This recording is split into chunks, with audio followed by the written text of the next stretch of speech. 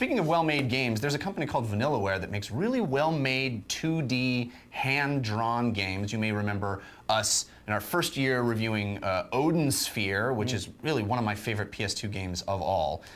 They did another one called Grim Grimoire. I think that's how you pronounce it. Anyway, so their newest game is called Muramasa, the Demon Blade. And we got an early look at it. We went over to the studio and took a look at, it's being published by Ignition this time. And it is very similar art style to those games I mentioned in that it's all hand-drawn again, it's all 2D, sort of parallax scrolling. But I think there's much more of an emphasis this time on action. It is very much in that Castlevania style, Metroid style of the action-heavy, explore the world, find the way to get to the next screen.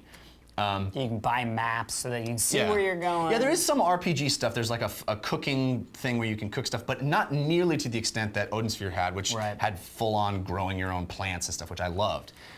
Dan, on the Wii, no waggle. Right. It's not like waggle, and cooking isn't Cooking Mama. Which a really interesting choice is that it is a Wii exclusive game, but there is absolutely no motion control to it. Right. It is it requires the nunchuck, and you move with the nunchuck, and you attack by pushing buttons. That's it.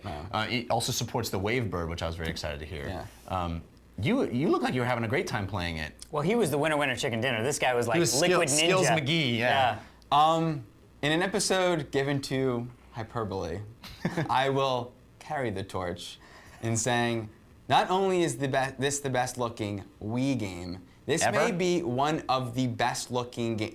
This is in the pantheon of best looking games of all time. Well, it helps that it's, hand-drawn, hand-animated. Clearly a labor of love. Gorgeous. And along the best looking, how do we see those things? We see them moving. The animation is also spectacular. Love. I mean, I don't even know about the gameplay. It's so good looking, it almost doesn't matter. I was actually really happy watching other people play, because when you play, you're so engaged in what you're doing, you can't appreciate all that stuff.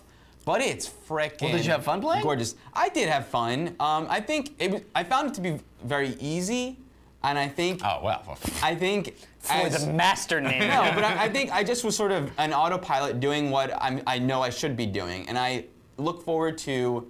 I feel like I can't even comment on that yet, because I think when it gets more challenging, we only I played will for then about have an hour. to use more of the depth of the controls, because I wasn't really. I was just. But it gave you a very good first impression. But it gave me a good first impression. One thing I don't like in games, and this is just in that genre of games, is when you're going from screen to screen, and I always sort of lose track of where I am and what I have to do. The map didn't help you? It had Not even that map. overlay, I'm like, map oh wait, overlay. because Shane, who was showing us the game, used a great phrase, and I don't.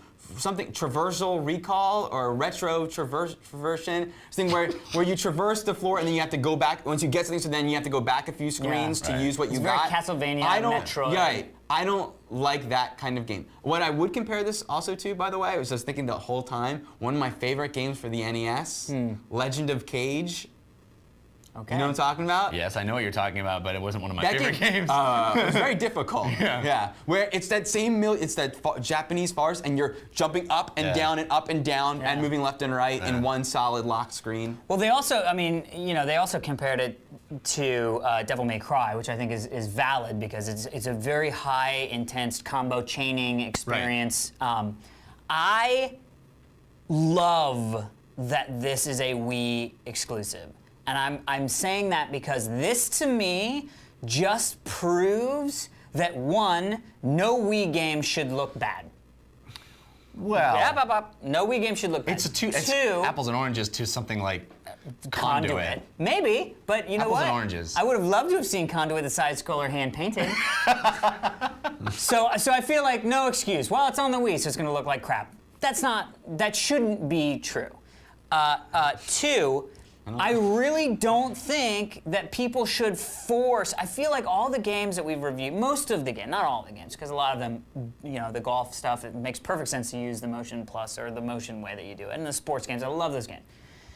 I feel like the games that we play on the Wii, it's always like, here's a really cool game. Oh crap, it's on the Wii.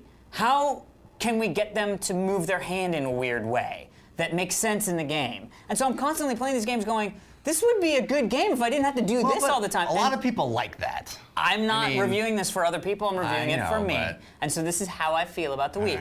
right. Sitting down and playing this game, the moment he said, well, there's no motion stuff because it just didn't make sense for this game, I was like, developers actually ask themselves that question? Like, that's amazing. Right. Because I sat down and played this game and I was like, I don't care this is on the Wii. I don't need to even play with the WaveWare. I loved playing it with the nunchuck, and it definitely felt like a different experience, an experience I would only have on the Wii.